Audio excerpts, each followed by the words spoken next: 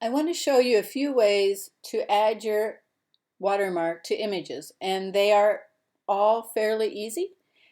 Just a few steps and you'll have it under wraps. So we like to see you add your name to the pictures that you present to club, whether we show them on the screen during a meeting or whether we put them on the website itself. It's so nice to have your name on your image. That way we can know who we want to chat to about your picture. So anyway, there are some simple ways to do it.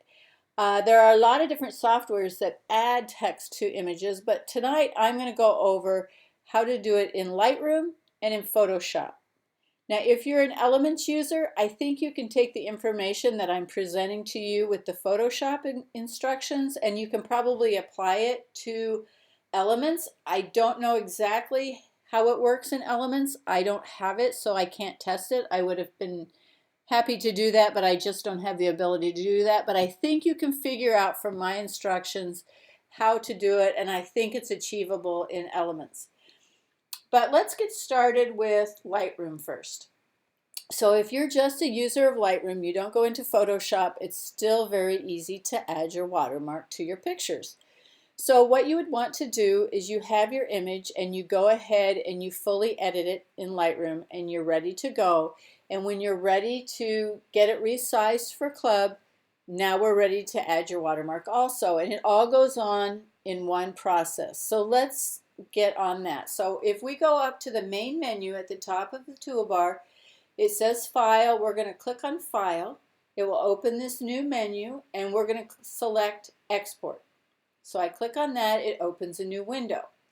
Now, in the past, I have already explained how to make a preset for Lightroom to resize your images.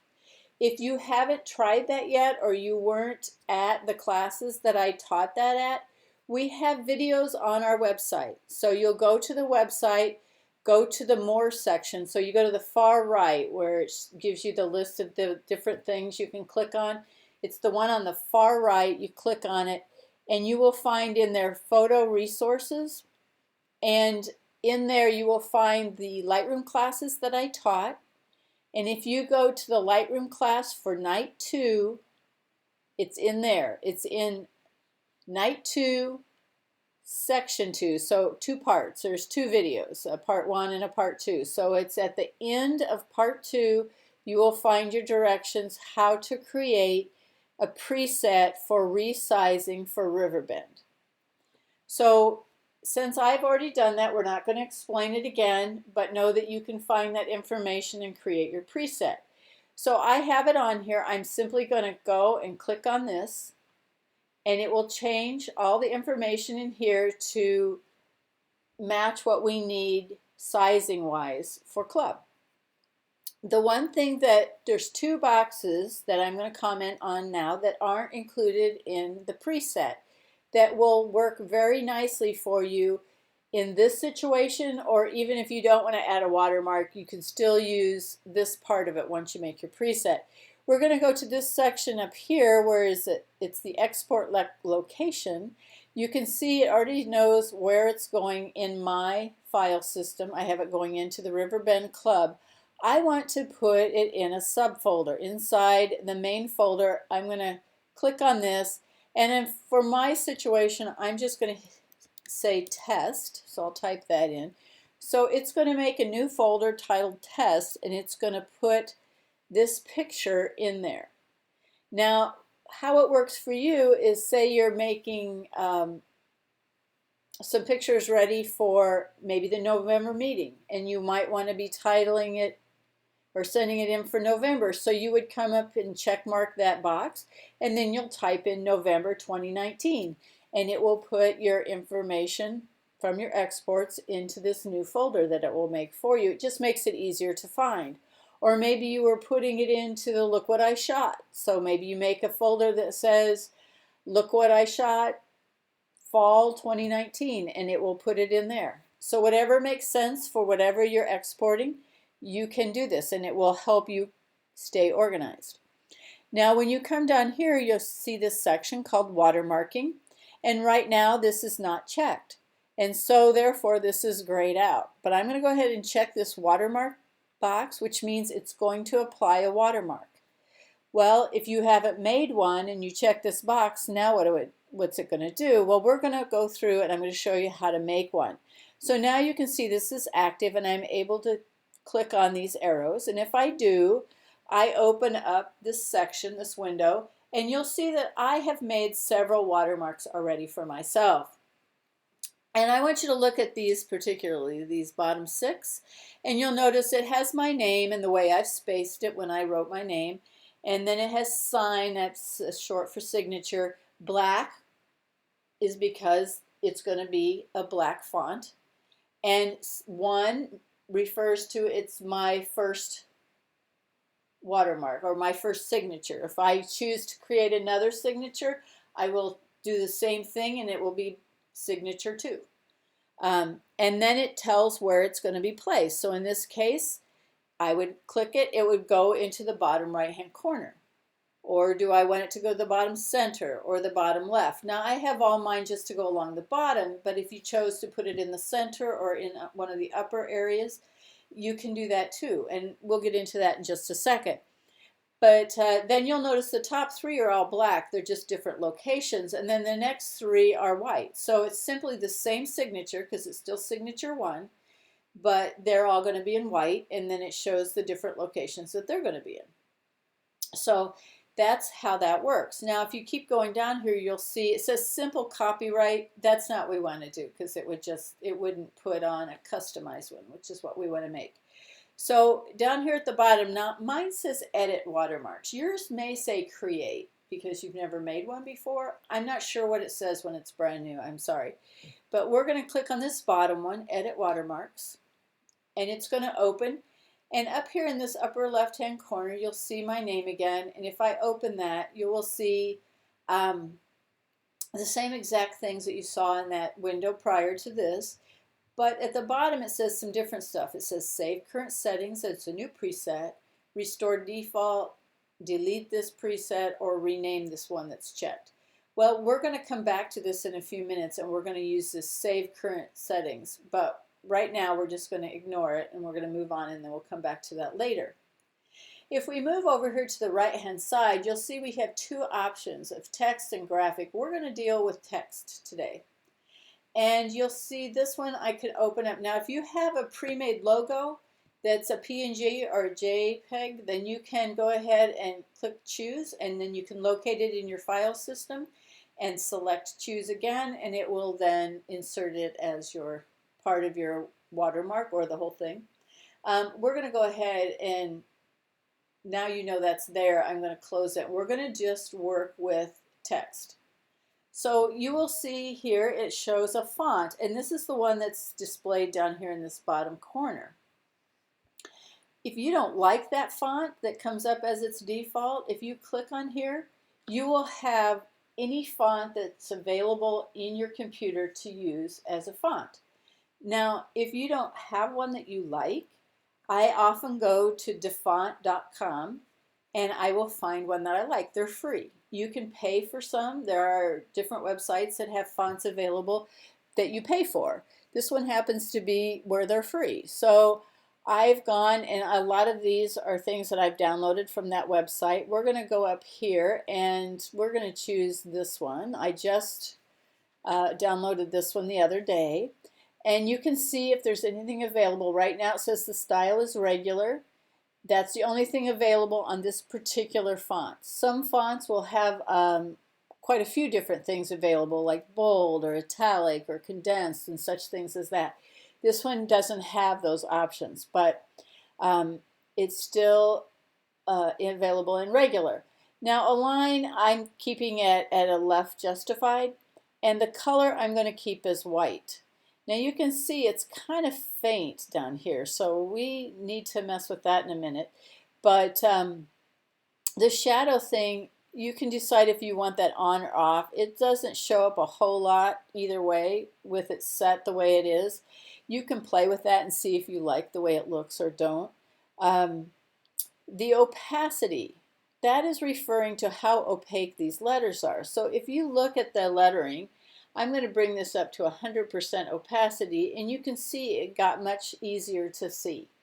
And for this particular font, it is rather thin and small. So I'm going to actually change the size of it a bit. I'm going to come out here to this corner and I'm going to grab it and I'm going to make it a little bit bigger. I'm going to make it a lot bigger so you can see it. And then we're going to look at this and we can say, well, I don't want it to be solid opaque white. I'm going to bring it down to say 70 and see how that looks.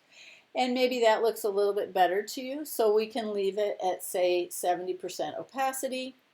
I leave it at proportional so it changes with the size of the resize. And now, if you'll notice, this is tucked into the bottom left corner. So it's butted up to the right side and it's right down to the bottom edge. And if we want to make sure that it doesn't get cut off when we have something printed and we've put our name on it, or whether you send it in and the projector would happen to crop in, because there's always that area they call a bleed line. And you know, there's a good chance that you're going to lose some of the edges. So in order to avoid that, you can go to this inset and you can bump it up, we'll say to 3 and maybe down. So we've come in 3 and up 3. And then you can see how you like the placement of that.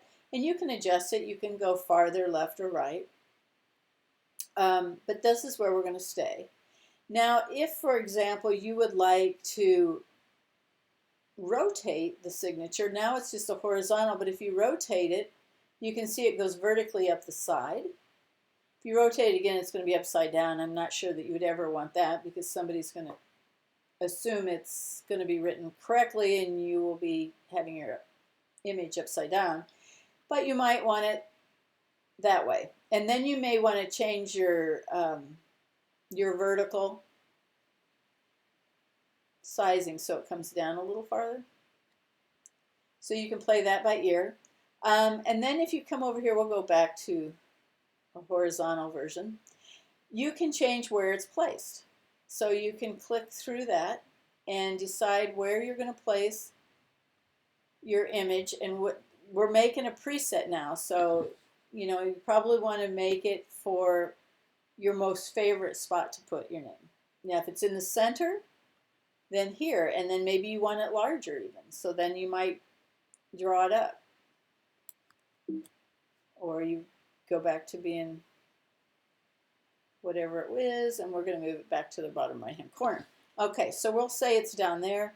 Maybe I'll size it up just a little bit more so you can see it because it is kind of faint. And then down here is where you type in what you want it to say. So in this case, I had my name, but let's change it to Riverbend.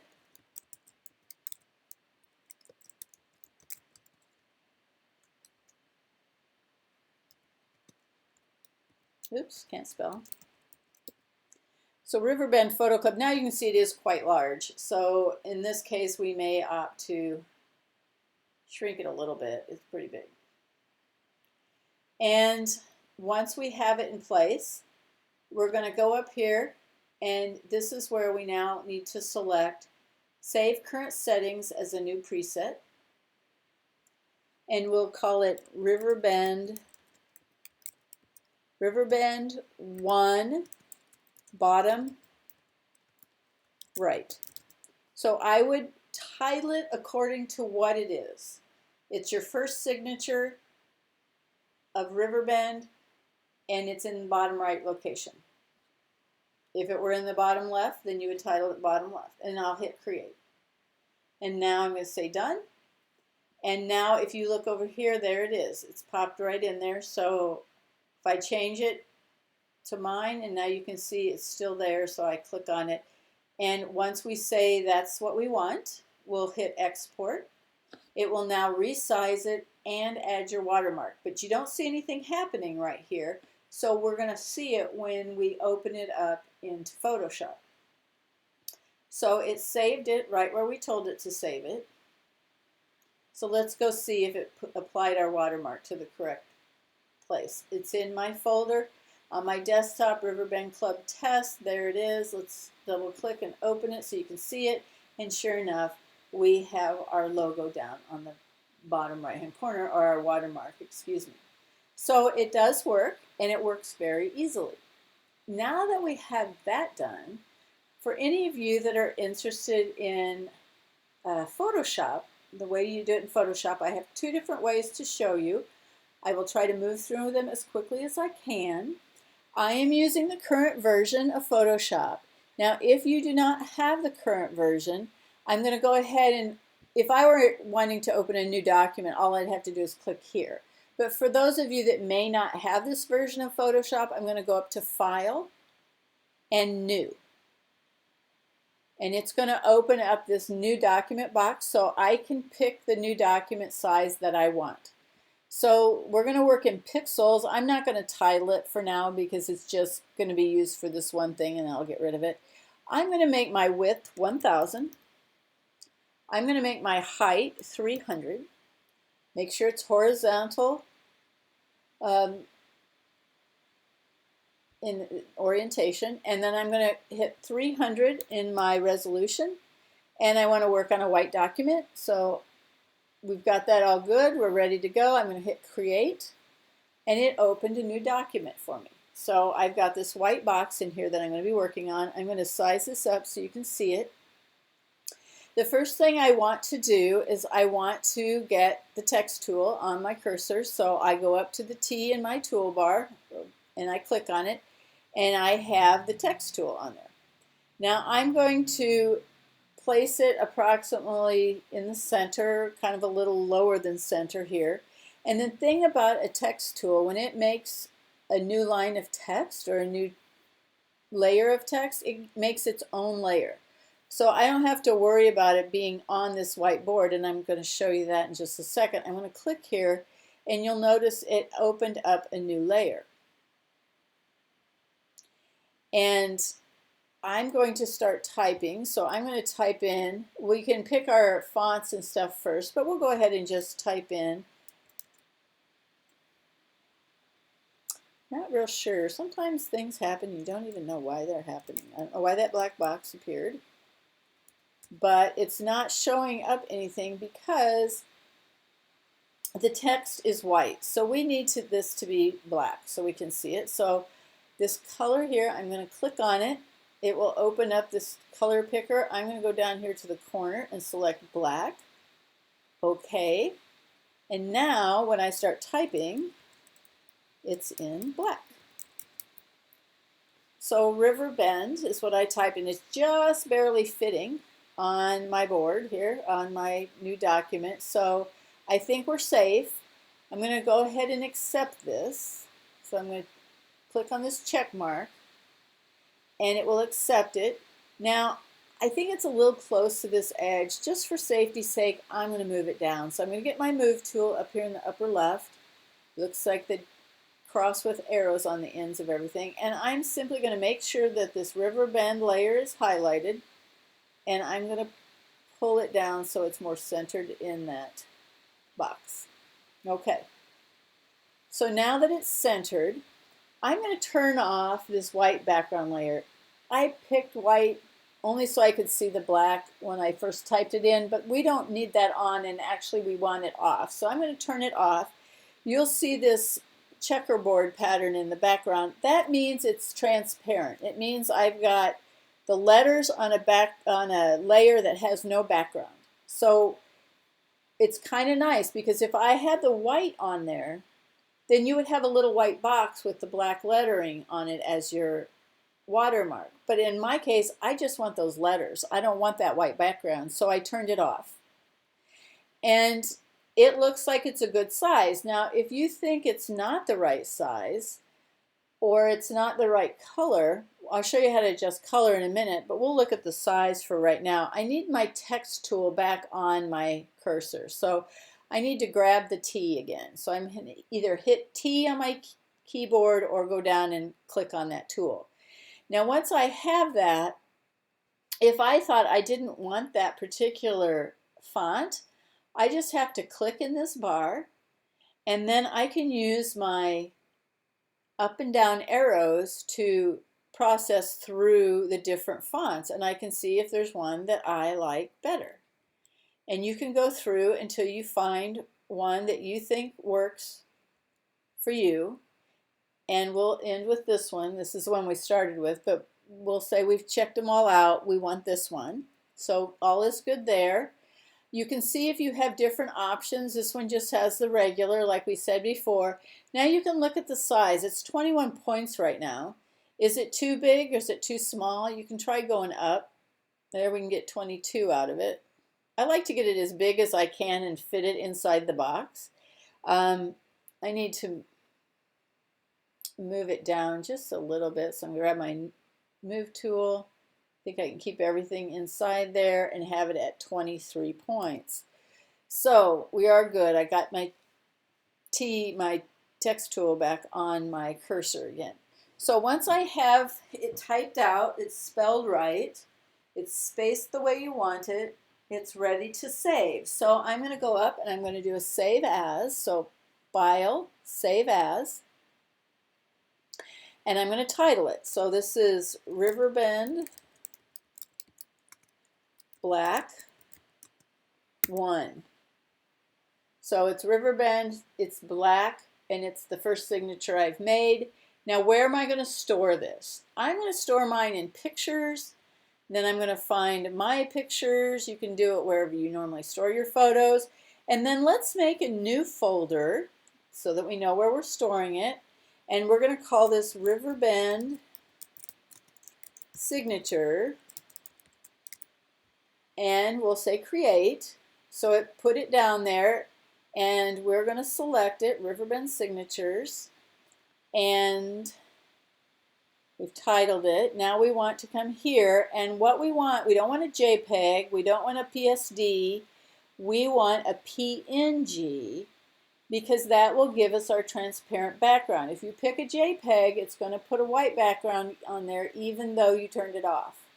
So you want to pick PNG, and we're going to say Save. Now, if you'll notice here, it still says My Pictures. It doesn't say this one. So it's, if I double click there, now it says Riverbend Signatures.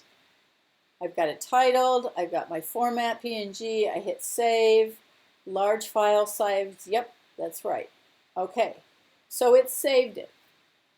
I can come back to my file, find it again. So I would go to Pictures, My Pictures, Riverbend Signatures, and there it is. So I have the black one. It's good. So now, what if I want a white one? Well, that's easy enough. I just have to have the text tool on my cursor. I'm not going to click on anything. I just have to have it on my cursor. I'm going to come up to this box which shows the color of the font. I'm going to click on it. Now I'm going to change it to white.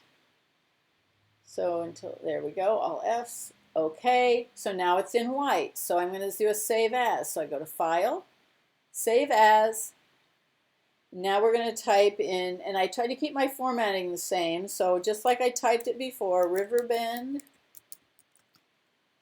White 1, and it's in the right folder. That's at Riverbend Signatures. That's good. Now I'm going to find PNG, and I'm going to hit Save. Yep, the large one. So we are good. Let's go over to Lightroom and let's grab this picture. We're going to open it up into Photoshop. So I hit a Command E and it should be moving it. So there it is. We're over in Photoshop. Now we created those signatures. How do you use them? It's super simple. I'm going to go back to my file system. Where did I find it? Riverbend Signatures. There's the black one. All I have to do is click and click.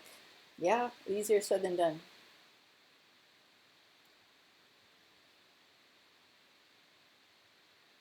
Click and pull.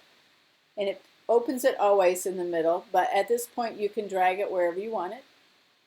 It's got this transform box on there, so you can pull it out to the size you want it. I'm going to make it big so we can see it. And all I have to do is check box. So good. It's in place. That's where I wanted it. And it shows up nicely. But if you decide you didn't want it there, all you have to do is move it. So it's on its own layer. So if I hit the V key or I go and grab the move tool, I'm able to move it wherever I want to within the picture. It doesn't show up as well in this corner because of the dark background as it does in the light, or over here it shows up okay. So you can decide, maybe you want to have a white one instead. So how do you do that? You get back into your file system, find your signature folder, get the white one. You want to click and drag and drop it, and then you can just pull it down to where you want it. It put it on its own layer when you do it this way, so that way you can move them around independently. You can size them independently. You can change the, this is the way it came out of the thing, but if you decided you wanted it taller and not any wider, then you just hold the shift key down and you can pull it up, and you've kind of created a little bit of a customized font. And then you would accept it by hitting the check mark. And at this point, you can move it around if you want to by hitting the move key and put it wherever you want. You could resize it if you chose to. So if you wanted to transform it, you just did a Command T, and you can pull it out and make it bigger, recenter it. And once you're happy, you check mark it. Now, suppose you said, well, it's good, but it's that really bright white, and I don't want it quite so bright, or I don't want it as intense in the black. Well, on the white one, white is highlighted. We're going to hit the cursor over the opacity word, and I'm just going to bring down the opacity to 70, which is what we've been using. And if you want to move it at this point, you can move it again. So you can definitely customize it. And if you want to do the same to black, you can go and change the opacity of the black. Click on the black and then pull the opacity down to 70%, and it will have changed that. So that's how you do one type in here. But let's go back over to where we created our original logo, our original watermark. And let's change it back to black, just so we can see it better. All right, I want to turn this into a brush, because you can take and put it on a brush, and it's almost like just a stamp, but it's called a brush. So I want to turn this into a brush. How do I do that? Super simple. Look at it in black. It could be any color, quite frankly, but black is easy. I'm going to go to Edit. I'll get the drop down. I'm going to go down to Define Brush Presets. Now, I'm not sure what it's called on I don't know which file name it's under, whether it's under File or Edit or something else on a PC. This is a Mac. If you do not find it under the Edit column, then go ahead and look for it. It still will be called Define Brush Presets. So if your computer under the Edit column does not show it under Edit, then maybe it will be under File. It's there somewhere. And you're going to click on Define Brush Preset. It will open this, and all you have to do is name it Riverbend 1. And we don't care about the color, because we can change the color on a brush. So really that brush doesn't do any more than just give us the outline. I shouldn't say that. It just gives us almost like a stamper that you can dip in whatever ink you want. So we're going to say OK.